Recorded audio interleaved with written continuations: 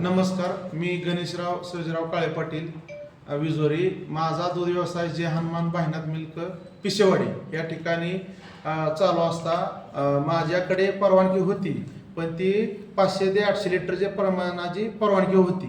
पण ती असं नंतर दूध वाढत गेल्यानंतर माझी 5 ते 10,000 पर्यंतची कॅपॅसिटीची माझ्याकडे परवानगी नव्हती.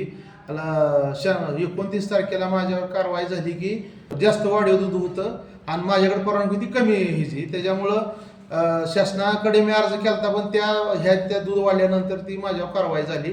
माझ्याकडे भेसळीची अजिबात माझ्यावर कारवाई काही झालेली नाही. माझ्यावर फक्त दूध वाढीवची कारवाई झाली, दूध भेसळीची कारवाई झाली नाही. तर काय चॅनलवाले किंवा काय सोशल मीडियावर अशी माझी ही झाली की माझी भेसळकडे कारवाई, तर माझ्यावर भेसळीची कारवाई झालेली नाही, माझ्यावर दूध वाढीची कारवाई झालेली आहे. आमच्याकडे गुणवत्ता दुधाची चांगली आहे.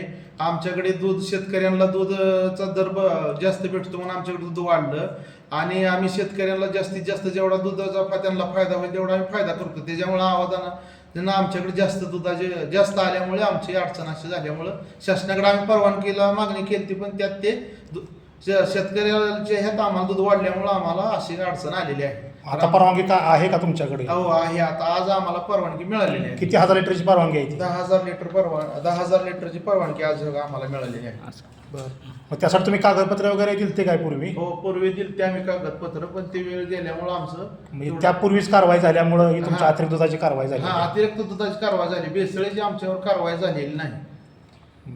कारवाई ज्यावेळेस झाली त्यावेळेस दूध संकलन बंद करायला सांगितलं होतं का तुम्हाला? हो, आम्हाला जे वाढीव दुधाचं दूध संकलन जेवढं आहे तेवढे त्याच्यापेक्षा जास्त आम्हाला सांगितलं तुम्ही दूध घेऊ नका, त्याच्यानंतर तुम्हाला परवानगी नंतर घ्या असं त्यांनी परवानगी आम्हाला सांगितलेली. आता घेताय का वाढीव? आता नाही, आता आजपासून त्यांनी उद्या आम्हाला परवानगी सांगितली त्यांनी की तुम्ही आता परवानगी मिळाली, उद्यापासून तुम्ही चालू करू शकता.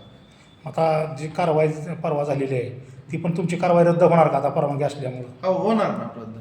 तसं साहेबाशी चर्चा झाली का लवटी साहेबाशी? हो, झालेली आहे चर्चा. त्यांनी सांगितलं की तुम्हाला परवानगी भेटली, त्यांनी फक्त आमच्यावर परवानगी नव्हती म्हणून दूध आपलं थांबवलं होतं, ते संकलन थांबवलं होतं. बाकी दुसरं काय भेसळीचं किंवा कुठील तेल असं आमचा काही ते कुठल्या संबंध नाही. आमचं फक्त विषय आहे की परवानगीचा विषय होता आमचा.